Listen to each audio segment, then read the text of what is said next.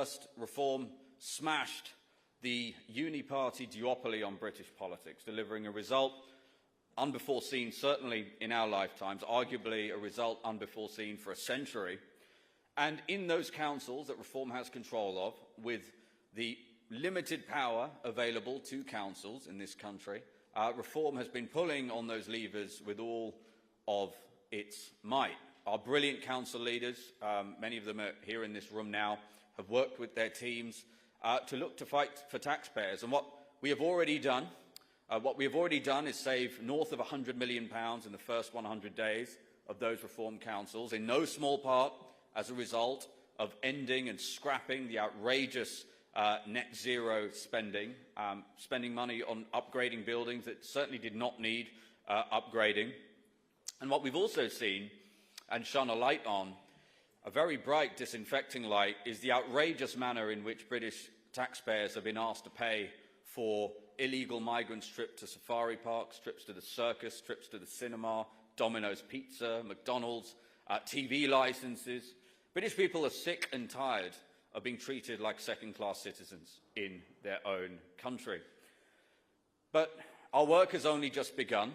We're only just getting started, and so I'm very pleased and very proud to introduce Richard Tice, the Deputy Leader of the party, who will share with you analysis that we have done, which will demonstrate that inside our reform councils we're going to be able to save tens of millions of pounds more, and if you extrapolate that to the national scale, the numbers are absolutely gargantuan. So with that, I'd like to hand over to Richard.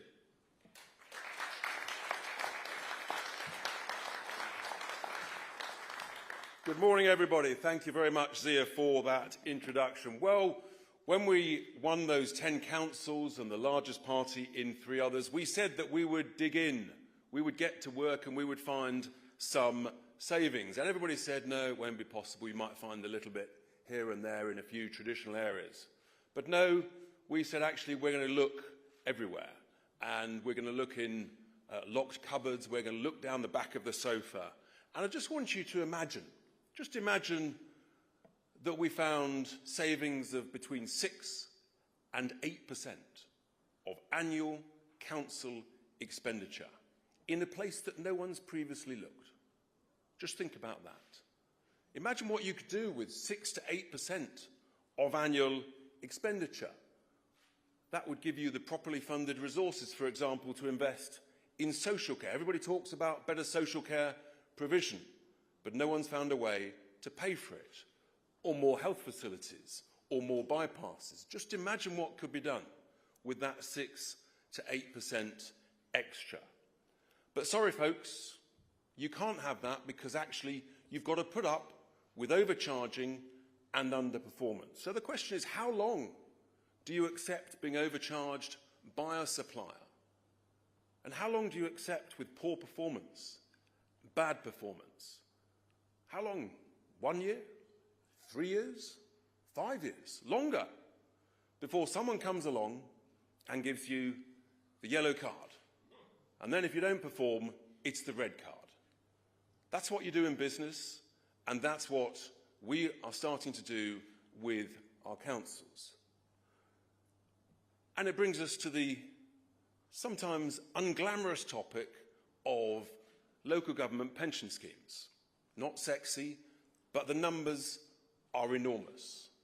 And pensions are complicated, so everybody switches off. I can't do it, I'll rely on my advisor, my consultant. Which, of course, allows masses of room for huge rip-offs and decadent complacency. And that's what, when we've dug into the numbers across our 13 councils, that we have found. And the scale of the numbers are huge across these 13 councils. Total annual expenditure, the audited numbers to March 24, £19 billion every single year. Huge numbers, of which a whisker under £2 billion is employer contributions to the pension schemes from the councils. Now, we're not talking about touching any of the existing rights or entitlements or benefits of any employees or retirees. Those are sacrosanct, absolutely sacrosanct. What we're talking about is something quite different. The size of these pension funds, the numbers are enormous. Our 13 councils alone, you're looking to March 24, which is the last audited numbers, about £66 billion. What is that? It's bigger than our annual defence budget, just in 13 councils. Across the whole of the local government pension scheme, it's over £400 billion. So we represent, give or take, for ease of maths, 15% of the overall. Just 15%. These numbers are enormous. And the thing is that when you're investing pension funds, because all of these council employees, they're all defined benefit schemes. So you get fixed entitlements and then inflation linked. So here's the thing. The performance of how those funds are invested really, really matters. Because if the performance is better, then actually the employer, the councils in this case, can contribute less. But if the performance is worse, then the employer has to contribute more, because you've got a fixed inflation-linked liability. And the council is the balance sheet of last resort. It has to ultimately be the backstop. So performance of these funds really, really matters. And performance is a combination of how the funds are invested and the cost that you pay in the fees to advisors and managers to invest them. And what we discovered is that the fees are frankly egregious. Now, I've been involved in investment management. I've been involved in investing pension funds and charity funds for many, many years. And I know if you walk into a city investment manager with £5 million, you would not expect to pay more than 0.5% in fees. In fact, you'd expect to pay less. If I walk into anybody in the city and say, I've got 50 or 60 billion pounds to invest, how much? Let me tell you, they'll bite your hand off. And the cost would be a fraction, a tiny fraction of 0.5%. So if I tell you that these pension funds, these 13 pension funds between them, are paying 0.5%, 338 million quid in the year to March 24, that is an overpayment by some 265 million pounds, just in 1 year, in 13 councils. Roll that up across the whole LGPS, that's over £1 billion of overpayment of fees that no one's been talking about. It's unbelievable. It's not surprising investment managers in the city make loads of money and do very nicely. So the cost of the fees every year is really important. It should be around about maximum 0.1%. The average across our 13 councils is 0.5%. Some are more, quite a lot more, some are a bit less. And then you come to the performance, and you've got the printouts there. The numbers, so the unaudited provisional numbers to March 25, they've underperformed cumulatively by almost £1 billion. In the 3 years to March 24, they've done a little bit less bad. They've underperformed by about £750 million.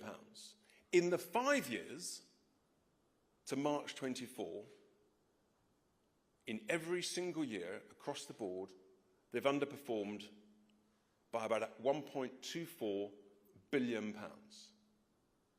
That's just the underperformance. You then top up with the overpayment of fees. These numbers are enormous. Roll that up across the whole of LGPS, and all of a sudden, you're talking about between 8 to 10 or 11 billion pounds a year, which is the sort of number that people say social care needs to be a world-leading, world-beating social care provision. So this really matters. This is a nationally significant issue, but no one's been talking about it until we came along at Reform. This is Reform at work. For those who say we're just a protest party, let's look at them when they actually get to work. Well, we're at work, and this is what we're finding that no one previously has been talking about. What's a sort of sensible benchmark for that underperformance? Well, the truth is, active investment managers never outperform the average tracker index, the average benchmark. And pensions are long-term, so you should invest in equities that always outperform any other asset class. A 75-25 split between global equities, and the cheapest is a sort of global tracker, such as the FTSE Global Trackers, MCSI World Global Trackers, and 25% in a bond index. That's the benchmark. When you look at all these reporting accounts, what's extraordinary is they all admit that they've missed their own benchmarks. They don't tell you what their benchmark is. It's really hard to find that out. They all admit they're underperforming, but there's no accountability. There's no responsibility. What we are seeing is a gravy train culture in the local government pension schemes of overcharging with no responsibility, of underperformance with no accountability whatsoever. And it's the council taxpayer who's being ripped off, who is suffering the consequences. Now, there's some very detailed performance charts. You'll be pleased to know I'm not going to go into those, but they are in your pack, setting out the performance per council per year. 1 year, 3 years to March 24, and 5 years to March 25. It's quite interesting how slow they are actually to audit their numbers. That sort of tells you something, frankly. But you're looking at a range of between 6 and 8% of annual council expenditure. And then let's just get back to the fees, because not only have you got the 265 million overpayment of fees, but of course there's good governance and there's good compliance. And these 13 councils alone are spending £18 million a year on governance and compliance to completely miss the elephant in the room. Fees and performance. Those are literally the two main things that you should be looking at. And if one council can charge £500,000 for governance and compliance, why does the council almost literally right next door pay £2 million? Where's the economies of scale?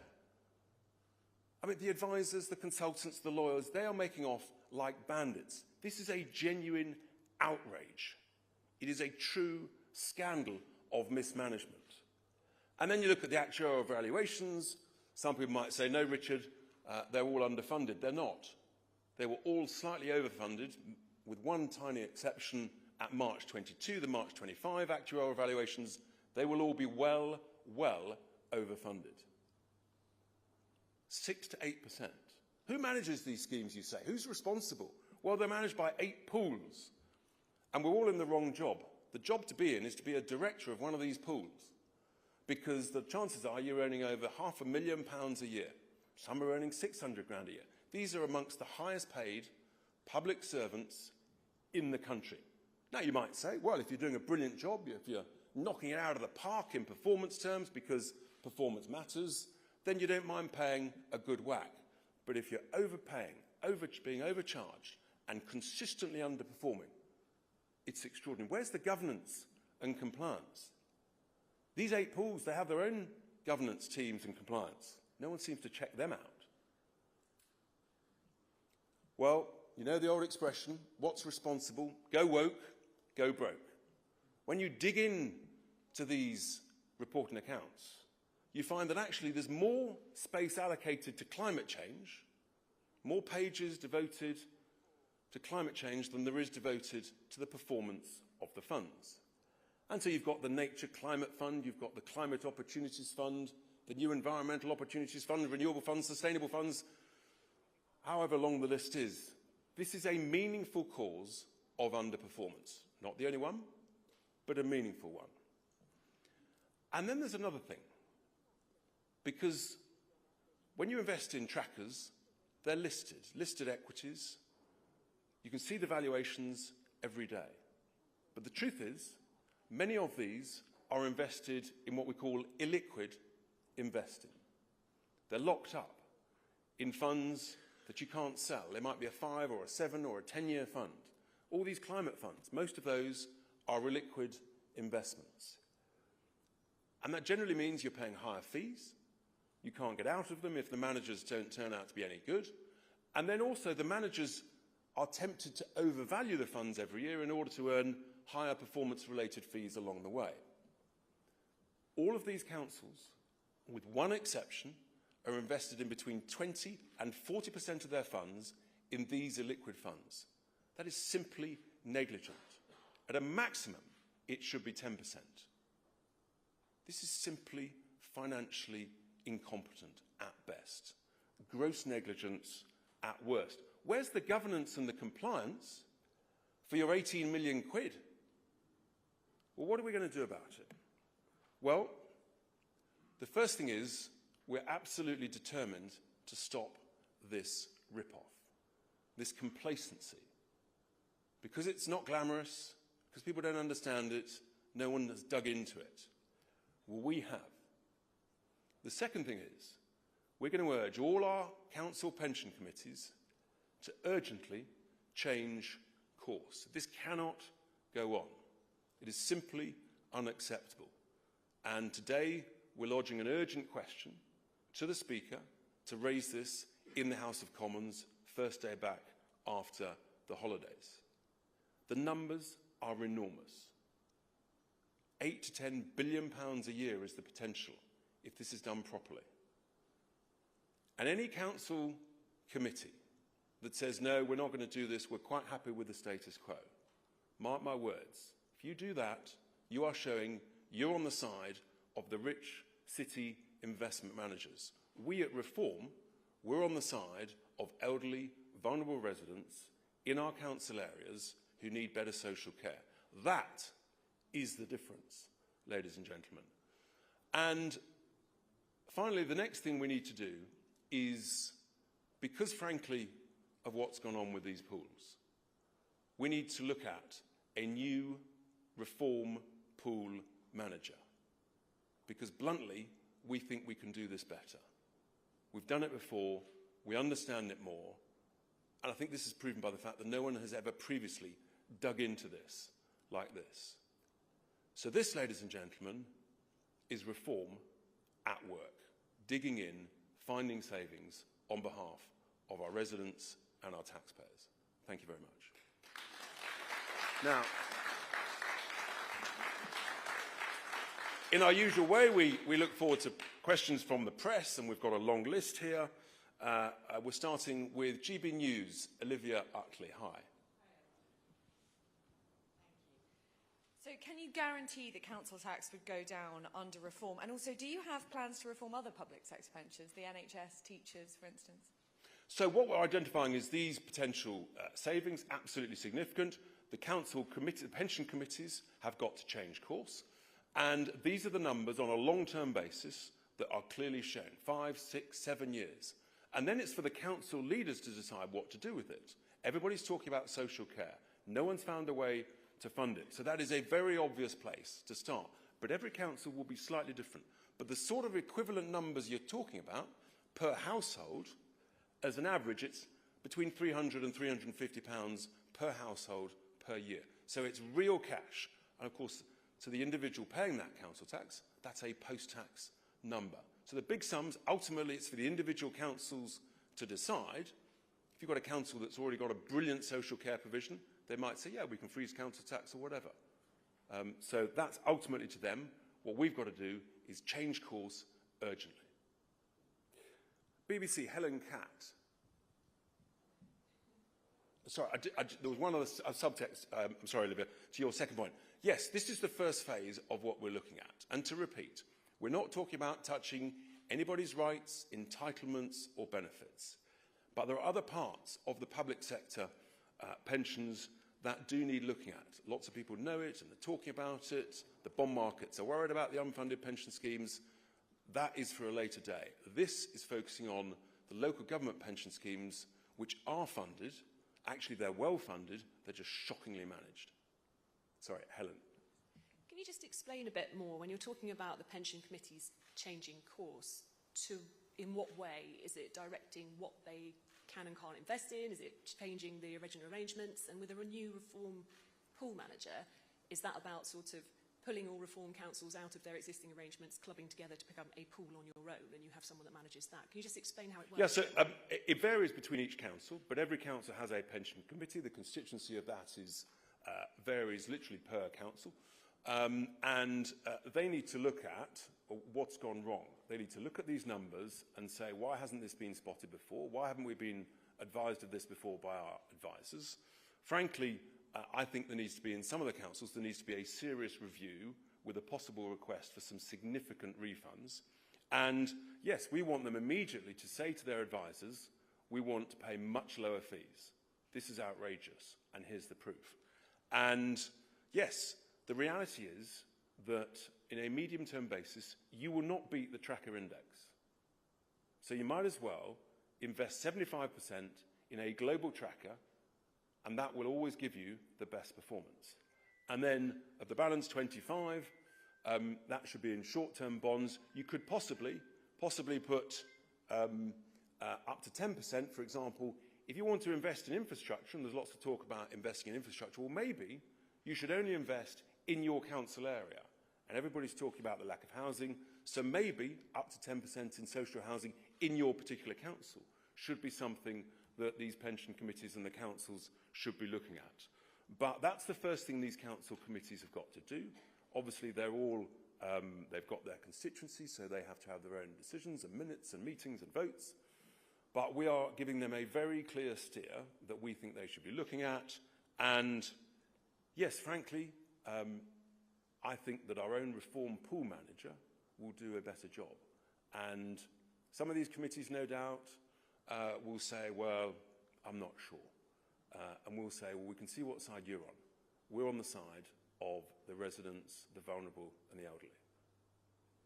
Thank you. Sky News, Tamara Cohen. Thank you, Tamara Cohen, Sky News. You said that under these plans there would be no change to the entitlements of any current or retired local government employees. But in the future, will there be any changes for future staff? Will they still get the kind of final salary pensions they get under the current arrangements? And also, can you give us a sense of what happens if the pension committees don't want to change to what you're suggesting? Yeah, so as I understand it, by law, public sector workers have to be offered a defined benefit pension scheme in the council. So that's the law. So until the law is changed, that's the reality. What we're focusing on is the existing arrangements, because even just sorting out this gives you huge numbers. And there may be all sorts of things to look at in the future, but we're dealing with the here and now, and the numbers are so big, they need to be dealt with. And I just say to those committees, they'll look at it, of course, and no doubt they'll get those very well-paid advisors and consultants who've done a shocking job to date. They'll no doubt seek their advice. And frankly, they should discount it. And they should look to adopt what we've suggested. Let's wait and see what happens, shall we? But ultimately, we plan to win the next general election, and we know these savings are here. They're for the benefit of council taxpayers, and we're not going to accept continuing overcharging and underperformance, and nor should anybody. Thank you.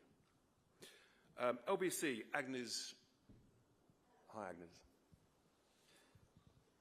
Hello, Aggie Chambray, LBC. I've got a couple of questions. Number one, when are you hoping to make these savings, potentially of £1.5 billion a year by? And number two, the reform leader of Warwickshire Council told LBC that, and I'm quoting here, again with COVID, it's a conversation people want to have about whether or not they should be promoting vaccines. The government did say it would stop you from getting COVID, but it didn't. Just a question, and I'll leave it there. Do you agree with his sentiment? And if there was a reform government, would it promote vaccines? Very good question. Look, the first point is these savings can be achieved as the faster these pension committees meet, change course, as we have indicated. But obviously, if they decide not to change course and stay with the mismanagement, frankly, the negligence of the status quo, then those savings won't be achieved. And it's fair to say we'll be pretty grumpy. So, yeah, there's lots of work to do. We're not afraid of hard work. We've identified the opportunity for savings. The sooner we can achieve them, the better. But the backstop will be when we're in government. Look, we're here to talk about pensions. We could talk about vaccines all day. I think that is for another day. That's a matter of personal choice bodily autonomy. Daily Express, Christian Calgie. Christian. Morning. When word first emerged that you were going to be looking at council pensions around about June, the unions came out pretty strongly against straight away. So are you confident that you can make these changes without mass staff walkouts? And again, if you're in government, isn't there quite a threat that if you start going and digging around NHS pensions that you could end up with a doctor's strike? Thank you, Christian. Well, that's why I've reiterated, I think, 3 times this morning. We're not talking about changing any rights, any benefits, any entitlements of any of these schemes. What we're talking about is managing them better. And I think union leaders, when they look at this, will say, actually, I may not like to admit it, but Tice is right. We would like our union members who've retired actually to have better social care provision in their local area. So if we can find these savings, and I'm not generally sure that union leaders are that friendly with city investment managers, so I think they'll view this as a bit of common sense. And in a sense, maybe that's why Reform are taking voters from across the political spectrum, from left, centre, right and everywhere, because actually we can identify savings and we can actually find savings for ordinary folk, and that's the key objective. So, Telegraph, Tony Diver.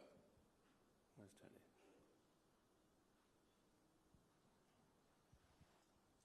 Hello, thanks Richard. Tony Diver from the Telegraph. The government's centralising the administration of local government pensions already, and Rachel Reeves has said she wants to see more local government money invested in British companies and British infrastructure. Under your plans, you're using a passive global tracker which wouldn't allow you to do that. So just to be clear, are you opposing the government's plan to make local government pensions buy British? Well, yeah, the reality is what Rachel Reeves is actually doing, when you look at the subtext, is she is looking to take away the investment decision-making from the councils. And this is part of the subtext, which I was horrified to see, that the pool managers who've currently been failing and are being allowed for overcharging and overpayment, those are the very same people that Rachel Reeves wants to give more power to, and she wants to reduce it from 8 to, I think, 6 and possibly less. That's the last thing you should be doing. And look, we want, that's why I've said, if you want to invest in infrastructure, well, what about local infrastructure? Lots of these funds are investing in infrastructure all over the world. They're investing in wind farms all over the world. What about investing in our local council areas, in health facilities, in social care facilities, in bypasses, in social housing? That's the smart thing to do. And so, yeah, I think that the government is going down the wrong track on this. And I warned her in the House of Commons about too much investment in unlisted funds. That's on the record. Thank you. The Guardian, Peter Walker. Hi there, Richard. In recent weeks, you've, in effect, say you know more about climate change than climate change experts. You know more about the Church's teachings than the de facto head of the Church of England. And now you're saying you know more about pension funds and managing them than people who manage them on a day-to-day basis. Is this a kind of pointer towards the way a Reform UK national government might work? Would you be not particularly interested in listening to experts and just do what you think is right? Listen, here's the thing, isn't it? When you run a company, right, advisors advise and directors decide. And when you run a country, yes, take advice from all sorts of people. But ultimately, it's up to you, Cabinet Secretaries of State and the Prime Minister, to listen to the advice and then decide what you think is right and what you think is wrong, across a range of things. You could have taken a range of advice on climate change, and there's widely differing views. We've got a whole multitude of faiths in this country, and look, I'm a Christian. Do I think that the Archbishop of York should be interfering in international migration policies? No. I think he might focus on actually increasing his own congregations. That might be a good start. So, look, that's the point about leadership, right? It's challenging, it's difficult. You have to make some difficult decisions on all range of things. You take advice, and then you have to make your decision and be held accountable for it. So, PA Media, Chris McCowan. Thanks, Chris McKeon, PA. On a different subject, I asked this question last week and I didn't get an answer, so I'm going to ask it again. Would a reform government be willing to pay money to hostile regimes like the Taliban and the Iranian government in order to take deportees? Yes or no? Thank you. So the thing about when you're in business, and sometimes you do business with people that you may not like, but it might work out to be a sensible transaction for both sides. And I've said it on the media recently. If we want a ceasefire in Gaza, whether we like it or not, people have got to deal with Hamas. If we want a ceasefire in Ukraine, whether you like it or not, you've got to deal with Putin and his colleagues. And if we want to return people to various countries, such as Afghanistan, we've got to deal with the people who are leading that country. Here's the real point, though. If it's in the interest of the British people, and that's the role of the British government, is to look after the interests of British citizens, then there's a justification for doing it. And as Nigel said, quite rightly, we're not responsible for all of the bad things that happen by bad leaders elsewhere in the world. Let's just focus on running our own country properly, making people better off, more prosperous, with better public services. And that's what this proposal does, potentially providing substantial extra funding, if the council leaders want it, in social care, in local areas. I think we need to focus a little bit more on those sorts of issues.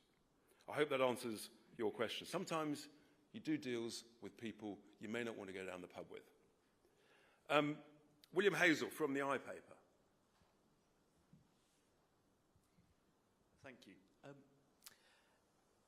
When it comes to these investment managers in the city, we obviously know that cities are a very important part of the British economy, potentially an important source of support, maybe donations for reform in the future. Are you effectively saying these people who work in the city are sort of lazy and incompetent? And what message does that send to other people in the city? And if I may, secondly, could I get your reaction, Richard, to the latest question surrounding Angela Rayner's tax affairs and that purchase of that property in Hove, please?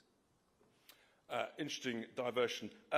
Yeah, look, with regard to the investment managers, they're very bright people. They work very hard, they're very smart, and at the end of the day, if you're negotiating with someone and you can convince them to pay you vastly over the odds for a service, then that's why maybe lots of investment managers have become extremely wealthy and grown their business and then sold it, very often on the back of these local government pension schemes. Here's the thing, though. We're at Reform, we're business people. We've been around the block. We are now poacher turned gamekeeper. We're negotiating on behalf of taxpayers. That's the difference, and that's why we're looking around everywhere to find savings. And there's lots of great people in the world of investment management. In the nicest possible way, they can look after themselves. Our job running councils is to look after residents, in particular elderly, vulnerable residents who want better social care. With regard to Angela Rayner, yes, well, according to all reports, everything she's done is legal and above board. Whether it's morally above board is a different question. I'm slightly confused which is her main residence. Her main residence for constituents seems to be Manchester. Her main residence for HMRC seems to be Brighton. And her main residence to do a job seems to be London. Maybe she can clarify what is the main residence. Matthew Holhouse at The Economist. Thank you. You've cited some pretty substantial savings for the taxpayer from it. I'm over here. There you are. Thank you. Thanks. You've cited some pretty substantial savings for the taxpayer from this. Can you clarify, are you going to be predicating tax and or spending commitments at the election on the savings that you claim from this policy? And if so, can you clarify what the number is that you think will be in the scorecard? And secondly, this summer you've been talking a lot about clearing out the civil service, public sector pension managers being one example. In terms of the bigger picture, I mean, it sounds a bit like Reform are moving away from the sort of historic British Northcote-Trevelyan model of a permanent professional bureaucracy towards something a bit more American, more sort of high-level political appointments in the bureaucracy. Is that the right impression? How do you see that panning out? Yeah, we've always said, since before the election, we thought there were substantial savings to be made. I said, Nigel said, the contract said we could save £5 in 100. It was literally the first page in our contract. And As we get to work in these councils, it's like a sort of trial for us. What we're seeing is, everyone said we couldn't save it, it's not there to be done, Richard. Turns out I think we were being a little bit cautious in the potential savings. Whether it's the councils or the government, there are huge, huge savings to be made. I mean, you had HS2 with the 100 million bat tunnel. We've got another bat tunnel being planned in Lincolnshire for nearly 5 million quid. We're not going to do this stuff. It's insane. All over the place. There are massive savings to be had. And we want good people to come in and help reform as the next government, when we win the next general election, to get stuff done. And, of course, there are lots of good civil servants who will recognise, whoever's the elected government, their job is to carry out the will of the people and that manifesto. It's those who want to stop that. And we are getting a little bit of experience of some very helpful council employees and some who think, nah, maybe you're just the cherry on the cake. So we're learning fast, and there's a hell of a lot to be done, because I think most people say, and we get this all the time, well, you don't know what you're doing, you're not the professionals. Well, if the professionals and the experienced politicians have been in charge for the last 20 years, how's that working out? The answer is not very well, and that's why we're leading in the polls. Thank you. So, unheard, Max Mitchell. Thanks, Richard. So, Kemi Badenoch has said she wants to drill more North Sea oil, but we produce so little oil and the price is dictated by global markets. Much of it's for export as well. So, in Lancashire, in a reform-led council, there's apparently no plans for fracking huge amounts of shale gas. What is Reform's fracking policy, and what would you do if you got into government? Well, once again, one of the two main parties is copying and learning from Reform. The Labour government have copied and learned from us on defence spending, 2.5% on GDP to 3%, and how to pay for it. And the Tories are now resigning from the very policy they introduced by law in 2019, net stupid zero. And it's quite funny, really, to see them sort of catching up with us. Yes, we've made it very clear. One of the reasons we're doing well in Scotland, drill, Scotland, drill. Oil and gas made the UK very prosperous in the 80s and 90s. And ever since, we've been growing renewable generating capacity. Our electricity bills have gone up, and our energy dependency from overseas has increased. And we've still got bags of oil and gas. But they just reduced the incentive to invest in it, to explore more oil and gas fields, whether it's offshore, whether it's onshore. Most people don't realise we've had over 1,000 onshore wells of oil and gas in the UK in the last 20 plus years. Most people don't realise that. And look, with regard to shale gas, and shale gas is the thing to focus on. Fracking is just one method of extraction of shale gas. It's what's made America very wealthy in the last 20 years. You cannot have a rich nation unless you've got cheap energy that makes you competitive. And we are having industries, whether it's steel, oil refineries, chemical production, automotive, that are being destroyed right in front of our very eyes because of expensive energy. So yes, we've got all this energy treasure under our feet, offshore, onshore. We've got a whole load of it, shale gas, in Lincolnshire, and I get a lot of support in Lincolnshire to look to explore that shale gas opportunity. Now, look, I accept in Lancashire, because the Antis ran a great campaign, which allegedly had some interesting financing sources for that campaign, it became unpopular. But here's the point. It is grossly negligent. If you've got a whole load of energy treasure under your feet, to not even try to extract it using the latest new extraction techniques. Because you know what? Technology evolves. Extraction techniques evolve. And I think it's sensible to have a couple of wells independently supervised and monitored for a couple of years. So you can then do two things. You can prove whether the reserves that the energy companies think is there truly are there. Some question that. Well, let's find out. And then you can prove whether or not you can do it with a level of seismicity that people accept. And People get very excised, and it's really important this, about seismicity. 0.5% on the Richter scale, yes, it's an earthquake. It's the equivalent of you, any of you, moving your chair backwards from where you're sitting and standing up. That's not an earthquake, folks. Right? Just over 2 is the equivalent of a bus driving past your front door. The scaremongering tactics about this has simply been outrageous. So why don't we do the responsible thing and say we've got all this treasure, we should look to explore it? Because all of the nations who are extracting their own oil and gas are the nations that are doing well, and we're doing badly. That takes me to Politico. Noah Keat. Thank you very much. You've spoken about finding savings on a local and national level.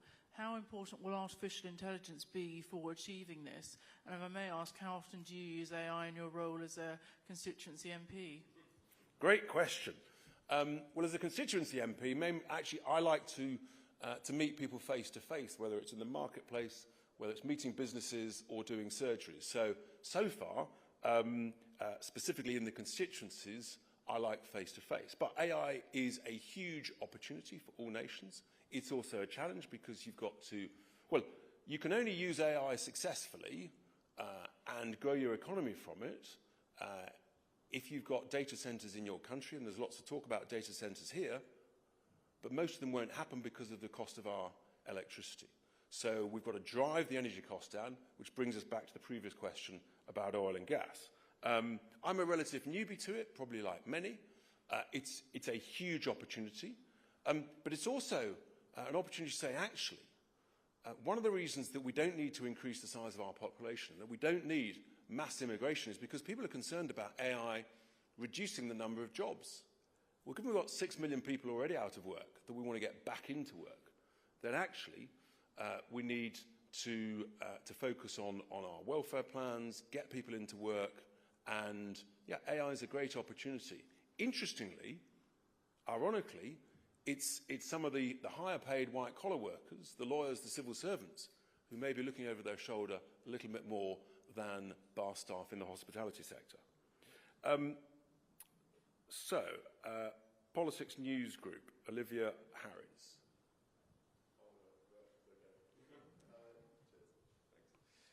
So we've seen various ministerial reshuffles this morning, including number 10. Tim Allen's one of those reshuffles. Former Tony Blair staffer is going in as Director of Communications. I wonder, what do you take from that change? Do you think it's signalling a certain priority of this government? Thank you very much. Desperate people do desperate things. It's as simple as that. Aubrey Allegretti, The Times. Hi, Richard.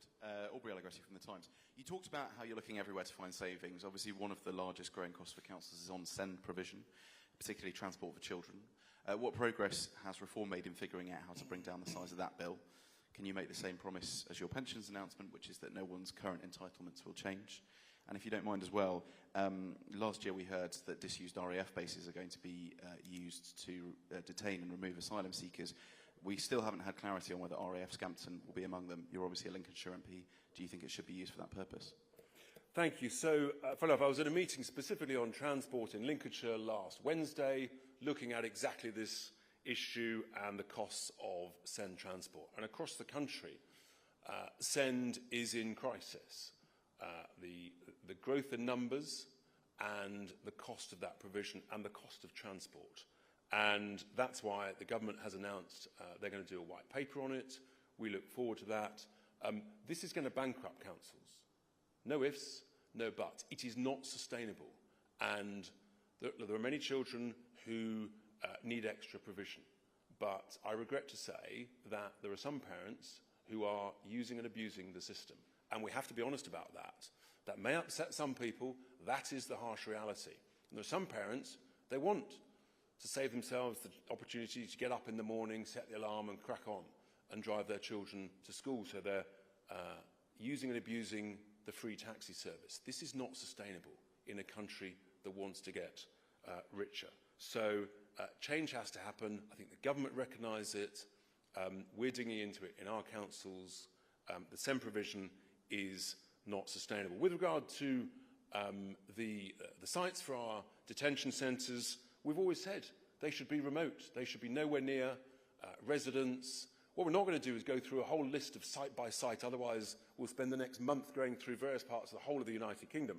But I think you can draw a reasonable conclusion that, first of all, there are significant plans for RAF Scampton in terms of its development, and I wouldn't describe Scampton as remote. It's in the heart of Lincolnshire. There are lots of people nearby, and there's a huge business park opportunity and other development opportunities in Scampton. So remote means remote. Last, but most definitely not least, Camilla Tomley from The Telegraph. Thank you very much. Yvette Cooper, the Home Secretary, is today going to announce a crackdown on the number of dependent asylum seekers who have been granted asylum can bring to the UK. Those numbers have increased from 4,300 in 2023 to 20,600 in the year to this March. If you've been granted asylum to live in the UK, how many dependents does Reform think people should be able to bring over? Yeah, really good question. We know that this system, and we've heard of some families who are bringing over double figures, even more than 20. This is outrageous. This is an abuse of our generosity. We need to completely relook at it. Have I got a specific answer for you here and today? No. We need to dig into what actually has really gone on, look at all the data and come to a view as to what is appropriate and fair. If I take us back to credit where credit's due, back in the early 2000s, we were accepting about 20,000 asylum seekers every year. And it was about 20% of those who applied. So we can look back at what level of dependencies came across then. It sort of worked then. Some people say it's a bit much, a bit too. If it worked then, sometimes if it ain't broke, don't fix it. The system currently is broke. It does need fixing, but we should learn lessons from where things worked decades ago. So have I got a specific number? No. Will we dig into the detail and come up with a sensible number? Yes, absolutely. Thank you very much, everybody. That's my long list. Thank you for coming. Have a great rest of the day.